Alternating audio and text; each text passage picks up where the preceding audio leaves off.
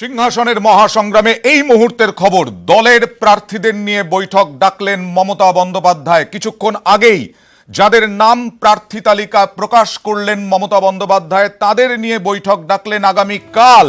প্রার্থীদের নিয়ে বৈঠক এবং ৪২ জন প্রার্থীকেই কালীঘাটে ডাকা হয়েছে। আমরা কথা বলবো আমাদের প্রতিনিধি তুহিন দাস চন্দ্রর সঙ্গে। তুহিন, এর আগেই গত কয়েক মাস ধরে মোদী সরকারের বিরুদ্ধে সুর চড়িয়েছিলেন মমতা বন্দ্যোপাধ্যায়। আজকে ৪২ জন প্রার্থীকে ডাকা কি এই কারণেই যে একই সুরে বেঁধে দেওয়া?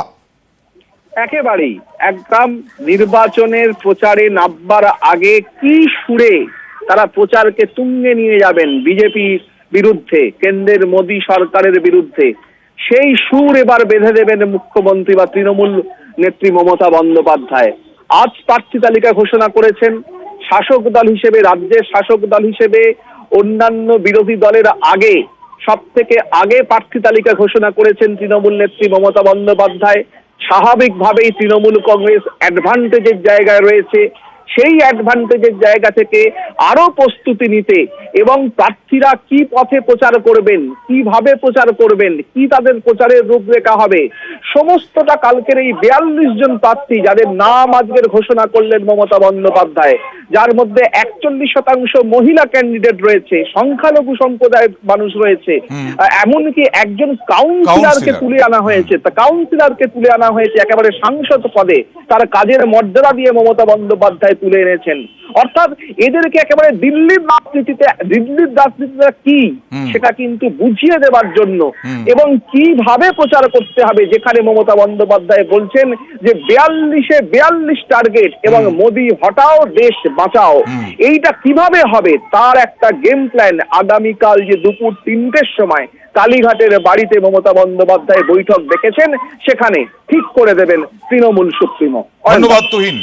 যে ৪২ জন প্রার্থীকে ডাকা হয়েছে, আজ কিছুক্ষণ আগেই মমতা বন্দ্যোপাধ্যায় সেই ৪২ জন প্রার্থীর নাম ঘোষণা করেছেন। পরেশ অধিকারী কোচবিহার থেকে, দশরথ তির্কে আলিপুরদুয়ার, বিজয়চন্দ্র বর্মন জলপাইগুড়ি থেকে তৃণমূল কংগ্রেসের লোকসভার প্রার্থী, দার্জিলিং থেকে অমর সিং রায় গোর্খা জনমুক্তি মোর্চা নেতা, কানহাইয়ালাল আগরওয়াল রায়গঞ্জ থেকে প্রার্থী অর্পিতা ঘোষ বালুরঘাট থেকে। অর্পিতা ঘোষ আগেই সাংসদ ছিলেন, এবারেও টিকিট পেয়েছেন। মৌসম বেনাজির নূর কংগ্রেস থেকে আসা, মৌসম বেনাজির নূর এবার প্রার্থী।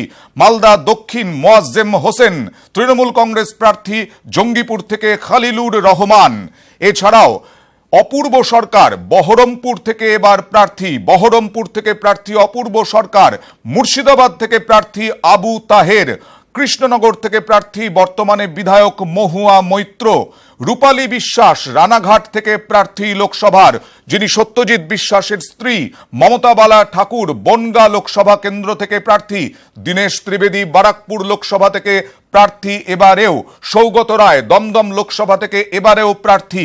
এছাড়াও বারাসাত থেকে এবারেও প্রার্থী কাকলি ঘোষ দস্তিদার। নুসরাত জাহান বড় চমক বসিরহাট কেন্দ্র থেকে প্রার্থী অভিনেত্রী নুসরাত জাহান।